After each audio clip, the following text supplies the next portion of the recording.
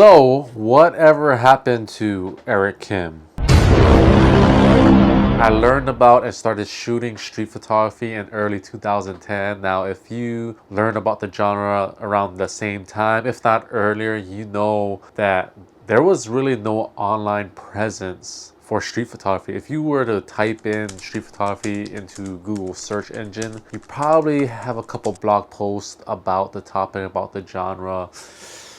But predominantly, if I remember correctly, it was mostly Magnum website that you would be guided to. I mean, there was no books with the term street photography titled on it. So it was still this like mysterious unknown term category within photography to, you know, the casual person. And of course there were bloggers and websites talking about street photography, but nobody's really brought it to the forefront in the digital age online as much as Eric Kim. Now, say what you want about him, you can't discredit his contribution to this genre. And yeah, Eric Kim's contributions to street photography, and especially early on, really simplifying it for the casual, you know, street photographer enthusiast, especially early on in his blogs, early on in his work. But for those of you that don't really know who Eric Kim is, because there is a whole generation that really don't know who he is. He's an online guru, street photography enthusiast. He was really the early internetism, if that's even a word, for street photography. You can even call it pioneerism, really pioneering and being the advocate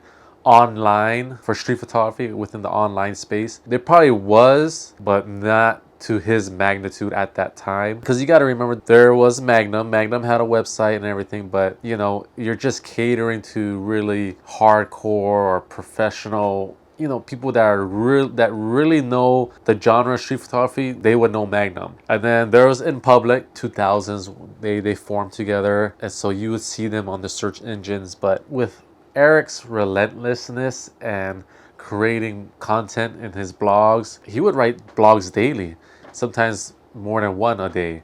It just really put him at the forefront, you know, the search engines and things like that, as the guy that knows everything street. And you know what? He put in the work. He offered free content, free ebooks. So I have no hate against that. Now, I do want to mention real quick that I've never met Eric Kim. I did though communicate with him. We communicate back and forth when I was in the process of pretty much finishing up Fill the Frame. Now, I mentioned in my past few uploads, past few YouTube videos, that when I hit 10,000 subscribers, I will give pretty much a full breakdown, BTS breakdown. You know, if you want to know how to make a documentary, the hurdles that I had to overcome, the help I received. So yeah, keep an eye on that. I mean, I don't know when I'm going to hit that 10,000. I'm at 4,400, I believe right now, or maybe below 4,400. So I still got a long way. It might be at the end of the year, it might be in 5 years, but when I hit that 10,000, be sure to tune into that full breakdown of Fill the Frame. But I'll give you a little snippet since we're on the topic of Eric Kim here. I believe it was 2019, and I just randomly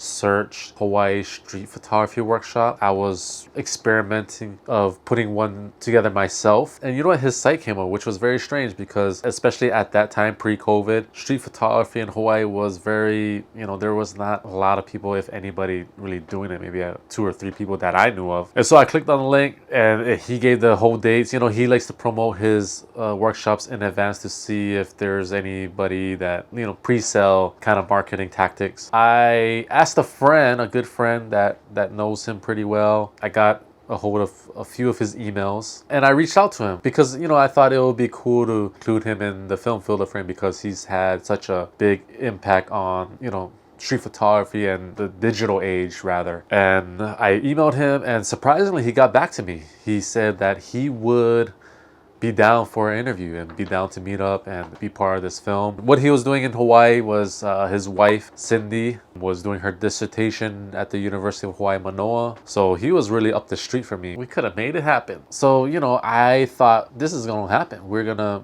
make this interview work. He's going to be part of the film, and everything's going to go smooth sailing. But he kept ghosting me, which is fine. You know, he's busy or whatever. I kept reaching out. He did get back, I think, one more time, saying he will do it. He just has to figure out a time or date.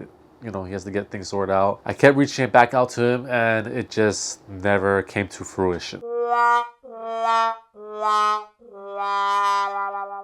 That's the long story short. I don't hold it against him because stuff like this happened and there were other participants, potential participants, that did this while I was trying to make the film, and some worse than others. And that was really my only interaction with Eric Kim. I never met him, just a few emails, and that was pretty much it. You know, to give a little bit more detail on this, I have a few friends in the street photography community that knows Eric through taking his workshops, and they have nothing but good things to say about him. You know, he's a walking encyclopedia. Some of them have taken his workshop multiple times. If you don't know by now, Eric Kim workshops are very expensive. Oh my God! But they all say good things. Some of them have said their best workshops were an Eric Kim workshop because of just his enthusiasm and his positivity. And I think just reading his blogs and his ebooks, he's a natural teacher by heart. He shows the effort of enthusiasm and care in what he does. So I believe that when people tell me Eric Kim's workshop is by far the best workshop they've ever taken. And some of these people that I know, some of my friends, they've taken workshops from everybody. Now, I'm sure there's a blog out there. I couldn't find it online on how Eric Kim came across street photography. I know he was part of the photography club at his university. He just saw an opportunity online and he went after it relentlessly. And he seems like the type of person, when he is passionate about something, he's gonna go full force. And I share a lot of those similarities as well. So I have a great deal of respect in that regards. I mean, yeah, his blog started in 2010, but he wasn't really active with it until 2011 or so, or maybe close to the end of 2010. And then he just ramped up every day, posting a blog for who knows how long, maybe close to 10 years. So he is a self-made man through hard work and opportunity. Eric Kim was an influencer before the term influencer. I will put him in that category of being an influencer, and I mean that with all due respect. I'm not saying that as an insult whatsoever. What I'm trying to say is, you know, when you're talking about a subject or a topic or a genre such as he has for over 10 years, things get a little stale. And I think the easy comment to all of this, or whatever happened to Eric Kim, was that he got bored to street photography. But I think we gotta dive a little deeper here. I think bored is the easy answer, the easy way out, and does hold some truth to that. But I think Eric Kim really was his worst enemy, and it's not totally his fault. It is in some degree, and we will get into that in just a bit. But you know, him being the pioneer or the pushing street photography to the forefront, being the advocate with really no guidance, you know, it's kind of like if you're the oldest of 5 siblings, the success rate always travels down, so, or increases down. So if you're the oldest of 5, you really have no guidance. I mean, you're kind of doing everything from the start, from the beginning. You know, especially if you're trying to get into college or school, trying to be the first one to go to college, you know, if your parents never went to college. So you're just trying to navigate the best you can. Whereas the younger siblings, probably by the 5th child, can kind of see their older siblings and how they kind of turned out and the type of decisions they made, and they just have a better magnifying glass of what and what not to do. In Eric Kim's case, he's kind of like that older brother, older sibling, but you know, he made it pretty darn far, if you ask me. But back to the point, he was somewhat of his worst enemy. What's crazy is there's a whole generation that doesn't even know who Eric Kim is, because street photography has taken another hike in popularity post-COVID. Kind of in around that time, his presence, his voice in street photography has lessened due to blogging about other things, blogging less about street photography, not being active on other social platforms, although he has quite a following on YouTube, and I believe he has Instagram. I think the last I checked, he had 16,000 followers or so. He's faced criticism, you know, controversial statements within the genre. He's popular for interacting with subjects and creating those street portraits, which are nice, by the way. I like his street portraits, but you know, when you start to pose people and call it street photography and it's not candid, educating the wrong thing to your following. And if you have a big following like he has, it gives the wrong information, it gives the wrong type of vibe out. You know, he has some conflicting marketing beliefs or tactics. You know, I remember reading in his blogs that he didn't believe in AdSense, Google AdSense, YouTube, where he could have made a good amount of money through his channel, but he didn't believe in commercializing and sponsorships and things of that nature. But yet he would write blogs about him being like the next Apple, the Nike, or always looking at yourself at that level. So he always gave kind of mixed feelings in that regard. So when Eric Kim first started blogging, it was informative, it was educational, it was inspiring. And then as the years progressed, it slowly started taking a left turn. It started being less educational. In some ways, I sensed that he was still trying to inspire in a different way, but it was definitely not like what it used to be. You know, when he first started, it was the free ebooks on how to do street photography, what to expect, the whole breakdown, pretty much like the street photography Bible, you would say. And he created a very informative, educational blog post on the masters of street photography. You know, you can see Martin Parr, Alex Webb, all those guys, and learn about their styles, their backgrounds. And it was a good series. But, you know, to his fault, when you're blogging every day, there's only so much you can talk. It's almost like you're diluting your messaging, your product. And ultimately, he tried to cross promote or mix different genres, mix different things with street photography. And the thing is, where it really, for me, where it started to really take a hard left turn was in 2017. I remember this pretty vividly because I was on Facebook at that time. I don't use Facebook anymore, but Facebook was where I would get all my street photography news, people sharing their blog posts and things of that nature. He wrote a blog titled How I Make $200,000 a Year from Photography. I'll have the link to that blog post in the description box down below. I could only find the Petapixel article. From what I remember, I read that article or that blog post on his actual site, but for some reason I couldn't find it. I only found the one from Petapixel. I guess they repurposed his blog article. For me, when I read that, I know what he was trying to do and trying to say. He was trying to inspire you that, you know, you could do what he did, make money, make a lot of money from photography, be your own person.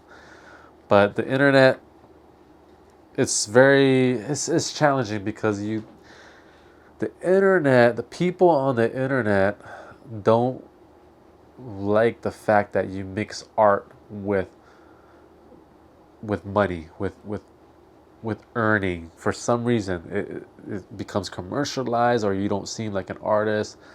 And I just remember people posting that blog and the amount of negative comments people will put in regards to that. You know, when you read Eric Kim blog, you can kind of hear his voice in it, and he comes off, when you read it and you envision his voice, it can come off a little standoffish. I don't think he's like that in real life. People on the internet don't like to see you mixing the two, art and business. It's very hard to succeed in either one of those things, or combine, actually. And you know what? Him being a natural marketer, I know he's written blogs about somewhat similar to this one, but in regards to marketing and why he has his workshops at a high rate, you know, things in that realm. And so he must see something on the analytical side, that those type of content, those type of blog posts get a lot of clicks, get a lot of views, get a lot of shares, and that's what probably encouraged him to write that article on how he made $200,000 a year. I applaud him for sharing something like that, because he didn't really need to share that kind of personal information. But yeah, I think it was that article that really kind of left a sour taste in a lot of people's mouths. And you know what? It's not just that blog post. The reality is there's just so much more people in this space. He's not the only player in town anymore. You know, 2016, 17, 18 was when Instagram really was popular. It was an app for photographers, let alone street photographers. And although he may have been on the app or had an account, he wasn't really active. He didn't believe in the app. He said it in his blog post. You can find it. not really believing or being a slave to any social media app. And I understand what he's saying. Ultimately, what he's trying to say is to build your own platform if you can. But in reality, the average person isn't going to be able to do that. They're going to have to feed off of some kind of engine, some kind of gorilla, whether it's Instagram, nowadays TikTok, and even YouTube. And that brings me to my next point. I haven't checked his YouTube subscriber count recently, but I remember he had a lot of subscribers. And this was when not a lot of street photographers had active, YouTube channel. He had, I believe, at that time, 2018 or so, 50,000 subscribers, if I remember correctly. But the type of content he was posting, I mean, he did have some good ones early on, like 2012, 13-ish. His most popular one, I remember, was with Jack Simon. He just filmed it on a GoPro. The audio is horrible, but that was really kind of the first time we seen, a POV vlog following another photographer, seeing them work, Q&A style. And he's done that with a few others as well. But to me, that's just another missed opportunity aside from Instagram, was him not taking video making seriously. If he took that seriously and took the time to either learn how to make videos and produce videos or hire somebody, I mean, at the end of the day, he was making $200,000 a year from photography, so he would have the means to hire an editor or a shooter or both, maybe. I think if he took YouTube seriously and crafted decent video from time to time, I think that would have helped his longevity in this space. If you check out Eric Kim's YouTube channel, he posts his daily videos, some short, some long, it varies, but predominantly it's, of him working out. But even prior to posting those workout videos, he would post daily vlogs, I guess you would say. Quality was just not very good. It's just him with a GoPro or some iPhone and just walking and talking. The audio was not very good. All right, on the streets of Kyoto. I just think that's just a complete missed opportunity on his end. And when he was actively blogging in 2011, 2012, the early pioneerism phase, it was very common or popular to have clickbait-like titles. Nowadays, I don't think that kind of marketing tactic works. People can see right through it. If your title or your thumbnail is very clickbaity and has very little to do with your overall video, people can see right through it from the get-go. But if they happen to click on it and watch a few minutes in, realize your video has nothing to do with what you wrote in your title, they're not going to come back again. So overall, I think it's just learning to adjust with the times. I don't know if he understood that or he refuses to do so, or maybe a combination of both. It's really hard for somebody to adjust and pivot within their work, especially if what they've been doing has gotten them to the dance. At the end of the day, I do understand his circumstance. He's been doing it for quite a long time at such a high level, and now that he has a family, interests change, who knows. But I did see on his website the other day that he has a workshop coming up, so I don't know if he just has that to make a means, or he's still, his heart is still in street photography. Hopefully he does come back to the space. I mean, he's done so much for this genre, putting it at the forefront, being the advocate, and really inspiring and educating so many people. I can already see in the comments that people will say, we don't need him, we're good, like street photography is better without Eric Kim. And you know what, that might be true. I just want to make this video to, ask, of course, whatever happened to Eric Kim, but also give him his flowers. He's a person that's given more to this genre. A lot of people in this space are always seeing what street photography can do for them rather than what they can do for street photography, what they can offer to this genre, how they can push it forward. But yeah, I want to hear what your guys' thoughts are. Do you want to see Eric Kim full force back in street photography, or are we good without him? Let me know in the comment section down below. And if you like this video, hit the like button, share it, hit the subscribe button. You see that bell, hit that notification bell, and every time I post new content or video, you will be notified. Until next time, keep shooting.